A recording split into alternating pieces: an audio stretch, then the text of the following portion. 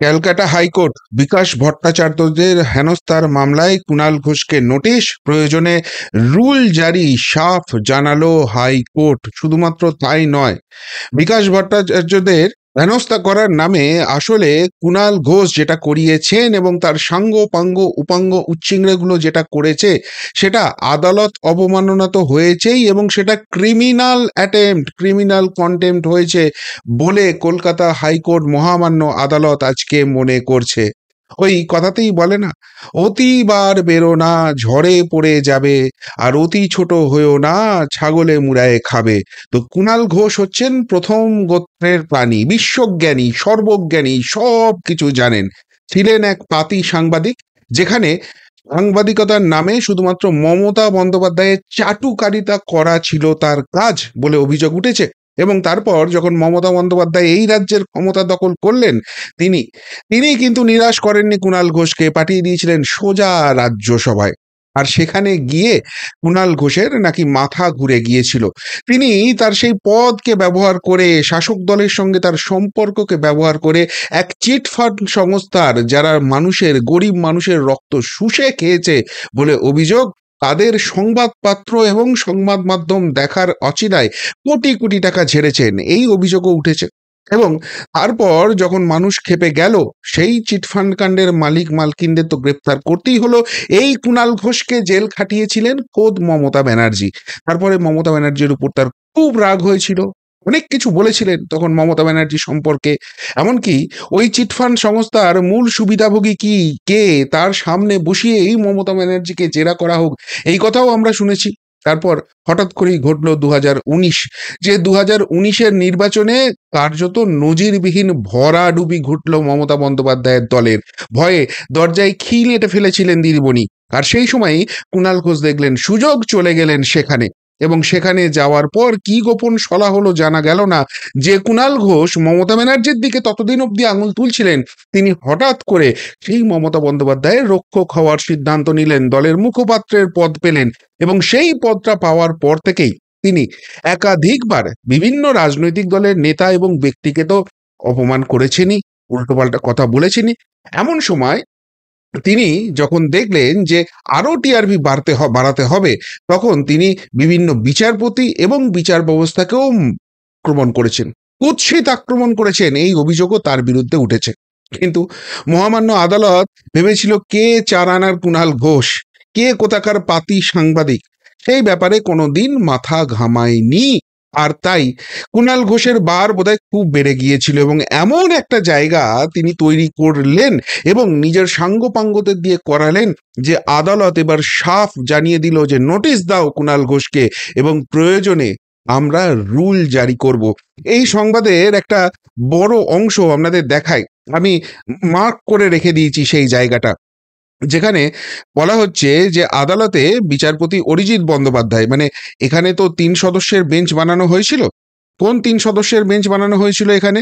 এখানে এই এই যে বিকাশ রঞ্জন ভট্টাচার্যদের, ফিরদৌস শামীম, তারপর সুদীপ্ত দাশগুপ্ত, এদেরকে যে আক্রমণ করা হয়েছিল, এদেরকে যে মানে প্রাণে মারার একটা আশঙ্কা করা হচ্ছিল, তাদের দিকে যেভাবে জলের বোতল, চটি করা হয়েছিল, যেভাবে সেখানে মাননীয় বিচারপতির সঙ্গে একজন আইনজীবীর সম্পর্ক আছে, আর সেই জন্য তারা কুৎসিতভাবে এই রায়গুলো দিয়ে দিচ্ছেন, এই চুরি জোচ্চুরি কিছু হয়নি, এইসব অভিযোগ তোলা হয়েছে, এমনকি বিচারপতির ছবি অবধি মারিয়ে দেওয়া হয়েছে। সেই জায়গা থেকে এটা প্রধান বিচারপতির বেঞ্চে বার অ্যাসোসিয়েশনের তরফ থেকে অভিযোগ জানানো হয়, এবং তারপর বিচারপতি অরিজিৎ বন্দ্যোপাধ্যায়, বিচারপতি সব্যসাচী ভট্টাচার্য এবং বিচারপতি রাজর্ষি ভরদ্বাজ, এই 3 মহামান্য বিচারপতিকে নিয়ে একটা স্পেশাল বেঞ্চ গঠন করা হয়। সেই স্পেশাল বেঞ্চেই আজকে শুনানি ছিল, এবং সেই স্পেশাল বেঞ্চের একজন মহামান্য বিচারপতি অরিজিৎ বন্দ্যোপাধ্যায় পরিষ্কার ভাষায় বলে দেন, দেখুন আমি ইয়েলো কালারে মার্ক করে দিয়েছি, যাদের বিরুদ্ধে অভিযোগ তাদের কি নোটিশ দেওয়া হয়েছে? প্রাথমিকভাবে বেঞ্চ মনে করছে এটা ক্রিমিনাল কন্টেম্প্ট, এটা ক্রিমিনাল কন্টেম্প্ট। হলফনামা চাইবো, সন্তুষ্ট না হলে রুল জারি করা হবে। এরপর আবেদনকারীর আইনজীবী পার্থ সেনগুপ্ত সওয়াল করেন, নোটিশ বা শোকজ কেন, জেলে পাঠানো কেন হবে না, বা জরিমানা কেন করা হবে না? এবং তারপর তিনি যেটা জানান যে 3জনকে আমরা চিনতে পারিনি, পুলিশ তাদের খুঁজিয়ে বার করবে। তো এইসব যখন কথা হচ্ছে তখন মহামান্য বিচারপতি অরিজিৎ বন্দ্যোপাধ্যায় আবারও বলেন, আমাদের প্রাথমিকভাবে এটা মনে হয়েছে ক্রিমিনাল কন্টেম্প্ট, বিচার ব্যবস্থাকে হেনস্থা করতে এমন করা হয়েছে। এবং তারপরই ঘটনার দিন বিকেল 4টে থেকে 9টা পর্যন্ত হাইকোর্টের যে ওই কিরণ শঙ্কর রায় রোড, যেটা হাইকোর্ট সংলগ্ন যে রাস্তাটা রয়েছে যেখানে এই তাণ্ডব লীলা করানো হয়েছিল, সেইখানে সিসিটিভি ফুটেজ যেটা রয়েছে সেটাকে সংরক্ষণ করার জায়গা বা কথা বলে দেওয়া হয়েছে। অর্থাৎ অর্থাৎ আমি শাসক দলের মুখপাত্র, তার মানেই আমি সর্বজ্ঞানী হতেই পারি, কিন্তু আইন আদালতের ঊর্ধ্বে আমি নই। আর সেই কাজটাই কুণাল ঘোষ করেছেন বলে বিগত দিনে বারবার মাননীয় বিকাশ ভট্টাচার্য, মাননীয় ফিরদৌস শামীমরা তারা কিন্তু অভিযোগ এনেছিলেন এবং আদালতের দৃষ্টিগোচর করবেন এই কথা তারা জানিয়ে দিয়েছিলেন। এবং আদালত যখন বিচার প্রক্রিয়া শুরু করলো একদম পরিষ্কারভাবে জানিয়ে দিল এটা ক্রিমিনাল কন্টেম্প্ট।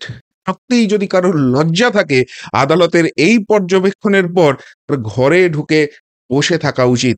কুণাল ঘোষ কি করবেন দেখার বিষয় আছে। সত্যি তিনি এটা কিভাবে কি করেন। শুধু এখানেই শেষ নয়, আজকে জোড়া ধাক্কা। আপনারা জানেন পশ্চিমবঙ্গ পুলিশকে মোটামুটি দুটো ভাগে ভাগ করা হয়।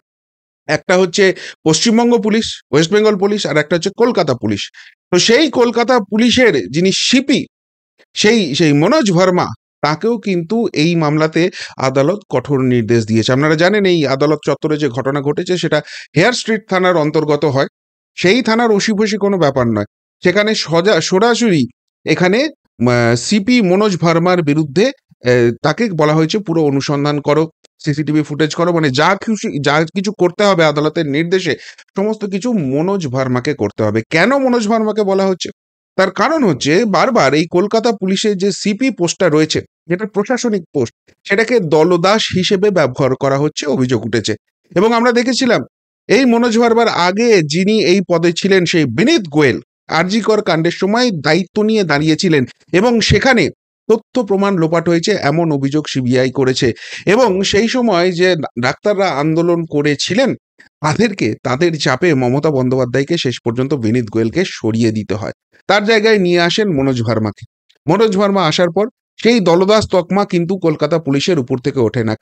কেননা আমরা দেখি যখন 26,000 চাকরিহারারা যান, যোগ্য শিক্ষকরা ডিআই অফিসে যান, এই মনোজ ভার্মার নেতৃত্বে থাকা পুলিশ সেই শিক্ষকদের পেটে লাথি মারে, ক্যাম্প করে, কোনো রকম রেয়াত করে না। আর এখানে যদি শাসক দলের তরফে কোনো তাণ্ডব হয় তারা চুপ করে দাঁড়িয়ে থাকে। এমনকি সেই তাণ্ডব যদি মহামান্য বিচারপতিকে অপমান করা হয়, তার ছবি মারিয়ে দেওয়া হয়, 144 ধারা যেখানে জারি আছে সেখানে দাঁড়িয়ে তার ছবিতে থুতু দেওয়া হয়, তখনও মনোজ ভার্মার পুলিশ চুপচাপ দর্শকের মতো দাঁড়িয়ে থাকে। এমনকি আদালত চত্বর যেখানে 144 ধারা আছে সেখানে আইনজীবীদের কেন তারা বিচার প্রক্রিয়ার মধ্যে নিয়ে আসছেন এবং এই দুর্নীতিবাজগুলোকে চাকরি পেতে দিচ্ছেন না, এই রকম অভিযোগ তুলে তাদেরকে হেনস্থা করার চেষ্টা করা হয়, তখনও নেহাতি দর্শক হয়ে দাঁড়িয়ে থাকেন মনোজ ভার্মা। এবার এই মামলাটার আর একটা গুরুত্বপূর্ণ দিক হচ্ছে, যখন বার অ্যাসোসিয়েশনের তরফ থেকে এটা প্রধান বিচারপতি মহামান্য টি এস শিবজ্ঞানম স্যারের কাছে এখানে জানানো হয়, তখন তিনি বলেন যে যেদিনকার ঘটনা, শুক্রবারের ঘটনা, সেই শুক্রবার তাকে এক বিচারপতি বিক্রম বন্দ্যোপাধ্যায়, তিনি না সুদীপ্ত দাশগুপ্ত, তিনি ফোন করে জানান যে এরকম এরকম ঘটনা ঘটছে। তিনি সাথে সাথে এজিকে ফোন করেন এবং এজি জানান যে তিনি নাকি, এজি মানে অ্যাডভোকেট জেনারেল, রাজ্যের তরফে যিনি আছেন কিশোর দত্ত, তাকে জানানো হয়েছিল। তিনি বলেন যে তিনি নাকি পুলিশকে নিয়ে সেখানে গেছেন এবং সবকিছু ক্লিয়ার হয়ে গেছে, সেখানে কোনো রকম কোনো ঘটনা ঘটেনি, সুতরাং এই নিয়ে আর কি শুনানির আছে। তখন বিচারপতির কাছে, মহামান্য বিচারপতির কাছে আইনজীবীরা তুলে আনেন যে সেদিনকে ঠিক কি তাণ্ডব নৃত্য চলেছে এবং সেটা পুলিশের চোখের সামনে 144 ধারা জারি আছে যেখানে, আদালতের পাশে এবং আইনজীবীদের উপরে। মহামান্য প্রধান বিচারপতি ভাবেন, বুঝতে পারেন যে ঠিক কিভাবে চলছে এবং সেই জন্য মনোজ ভার্মাকে যে রিপোর্ট দিতে বলা হয়েছে সেই রিপোর্ট খুঁটিয়ে দেখবে আদালত, মহামান্য আদালত। আর কথায় আর এমনি বিশ্বাস করার জায়গায় নেই। ঠিক এমন জায়গাতেই কলকাতা পুলিশকে নিয়ে চলে গেছেন মনোজ ভার্মা তার নেতৃত্বে। এদিকে যখন মনোজ ভার্মার নেতৃত্বে কলকাতা পুলিশ এতখানি মহামান্য কলকাতা হাইকোর্টের বিষ নজরে পড়ে গেছে, তখন ঠিক ঠিক উল্টো দিকে আরেক ঘটনা ঘটছে। কি ঘটনা ঘটছে? হাওড়া কোর্টে আইনজীবীদের উপর লাঠি চার্জ, 7 পুলিশ কর্তার বিরুদ্ধে আদালত অবমাননার রুল জারি করলো হাইকোর্ট। কি ঘটনা ঘটেছে? হাওড়ায় একটা একটা ঘটনা ঘটেছিল কয়েক বছর আগে, এবং সেই মামলাটা চলছিল। সেই মামলাটা চলছিল মহামান্য বিচারপতি, এক সেকেন্ড আমি দিচ্ছি, হ্যাঁ তাদের নামগুলো আমি বলে দিচ্ছি। মহামান্য বিচারপতি দেবাংশু বসাক এবং মহামান্য বিচারপতি অরিন্দম মুখোপাধ্যায়ের বেঞ্চে চলছিল। 2019 সালে হাওড়া কোর্টে মোটর সাইকেল রাখাকে কেন্দ্র করে আদালত চত্বরে ধুন্ধুমার পরিস্থিতি তৈরি হয়েছিল। পরিস্থিতি নিয়ন্ত্রণে আনার নামে আইনজীবীদের উপর বেধড়ক লাঠিচার্জ করে সেখানকার আদালত চত্বরে পুলিশ। সেই ঘটনায় শতপ্রণোদিত মামলা হয় হাইকোর্টে। শুক্রবার ওই মামলায় রায় ঘোষণা করে আদালত। সেখানে ওই মহামান্য 2 বিচারপতির বেঞ্চ জানায়, পুলিশ কর্মীদের বিরুদ্ধে অভিযোগ প্রমাণিত, তাদের বিরুদ্ধে রুল জারি করা হলো। রুল জারি করা হয়ে তাদেরকে আগামী দিন আসতে হবে সশরীরে আদালতে, এবং এবং আদালতের সামনে তাদেরকে বলতে হবে, প্রমাণ করতে হবে যে এই রকম ন্যাক্কারজনক কাজ করার জন্য, আইন বিরুদ্ধ কাজ করার জন্য কেন মহামান্য আদালত তাদের বিরুদ্ধে ব্যবস্থা নেবে না। কারা রয়েছেন সেই পুলিশ অফিসারদের তালিকায় যাদেরকে ডেকে পাঠানো হয়েছে? ভাবনা গুপ্তা, বিশাল গর্গ, VSR অনন্ত নাগ, গোলাম সারোয়ার, অভিজিৎ বন্দ্যোপাধ্যায়, বিপিন তামাং এবং রাজর্ষি দত্ত। অর্থাৎ রাজীব কুমারের নেতৃত্বে যে পশ্চিমবঙ্গ পুলিশটা চলছে, সেখানেও বারে বারেই অভিযোগ উঠেছে যে আসলে যেটা দুষ্টের দমন শিষ্টের পালন পুলিশের কর্তব্য, সেই কাজ তারা করে না, উর্দিধারী দলদাস হিসেবেই কাজ করে। এবং সেই জন্য আমরা দেখি যখন এই রাজীব কুমারকে সিবিআই খুঁজতে আসে, তাকে তাকে জিজ্ঞাসাবাদের প্রয়োজন হয়ে পড়ে, তখন তার রক্ষাকর্ত্রী হয়ে স্বয়ং রাজ্যের মুখ্যমন্ত্রী ধর্নায় বসে যান। এতখানি তার আদরের প্রিয় পাত্র এই রাজীব কুমাররা।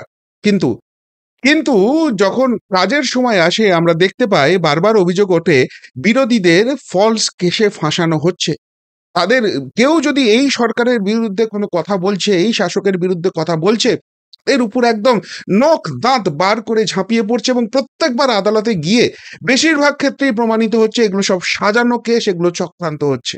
অন্যদিকে অন্যদিকে যখন শাসক দলের কেউ কিছু করছে, তখন এই পুলিশ চুপ, কিচ্ছু দেখতে পায় না, কিচ্ছু শুনতে পায় না। এমনকি এদের মাতব্বরি এতটাই বেশি লেভেলের যে শাসক দলের নেতারা যখন গিয়ে থানায় হামলা করে, এরা ভয়ে টেবিলের তলায় লোকায়। ওয়াকাফ বিরোধিতার নামে যখন তাণ্ডব চলে, পুলিশের দিকে বোমা উড়ে আসে, যখন গাড়ি পুড়িয়ে দেওয়া হয়, এই পুলিশ, রাজীব কুমারের নেতৃত্বের পুলিশ চলে যায় কোথায়? না দোকানের শাটারের ভেতরে লুকোতে।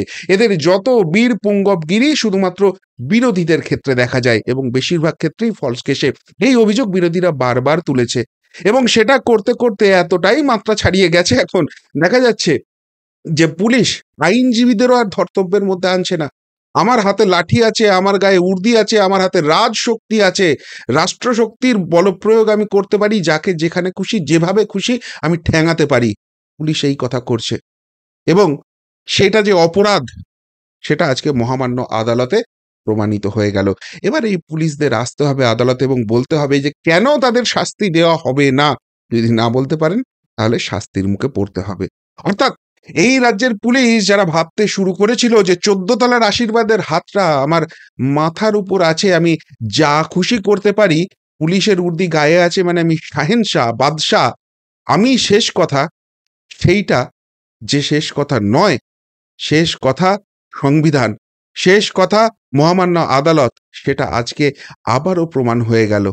তা সে মহাজ্ঞানী কুণাল ঘোষই হোক, মহামান্য পুলিশ, সর্বশক্তিমান পুলিশ কলকাতা পুলিশই হোক, আর রাজীব কুমারের নেতৃত্বে পশ্চিমবঙ্গ পুলিশই হোক, সবার ক্ষেত্রেই সেই একই ছবি বারবার এইভাবেই বেআব্রু হয়ে গেল আজকে কলকাতা হাইকোর্টে। কি বলবেন রাজ্য পুলিশের মন্ত্রী মমতা বন্দ্যোপাধ্যায় আজকে কোন জায়গায় নিয়ে গেছেন পশ্চিমবঙ্গের পুলিশকে, যে আদালতে এইভাবে ধাক্কা খেতে হচ্ছে? এরপরও পুলিশ মন্ত্রী হিসেবে আপনি পদে থাকবেন? আবারও বললাম, দলটার নাম তৃণমূল কংগ্রেস, না হলে কুণাল ঘোষের বিরুদ্ধে আদালত বলছে ক্রিমিনাল কন্টেম্পট। পুলিশ মন্ত্রী, তার 2 মহান ডিপার্টমেন্ট, একদিকে কলকাতা পুলিশ, একদিকে হাওড়া, সব জায়গাতেই আদালত খড়গহস্ত হচ্ছে, এরা যে দোষী সেই কথা সামনে চলে আসছে। কলকাতা পুলিশ চুপচাপ নীরব দর্শক হয়ে আছে, সেই জন্য সিসিটিভি ফুটেজ সংরক্ষণ করতে বলা হচ্ছে। সিপিকে খোদ রিপোর্ট দিতে বলা হচ্ছে, যে রিপোর্ট খতিয়ে দেখবে আদালত। তারপরও তারপরও এরা পদে থাকবে, তারপরও বড় বড় কথা বলবে, আর সেটাই বঙ্গবাসীকে শুনতে হবে। কি বলবেন এই নিয়ে? যদি কিছু বলার থেকে অবশ্যই অবশ্যই কমেন্ট বক্সে কমেন্ট করে জানাবেন। এখনকার মতো এখানেই শেষ করলাম, ফেরত আসছি নতুন প্রতিবেদন নিয়ে খুব তাড়াতাড়ি। ভালো থাকবেন, সাথে থাকবেন, পাশে থাকবেন। নমস্কার।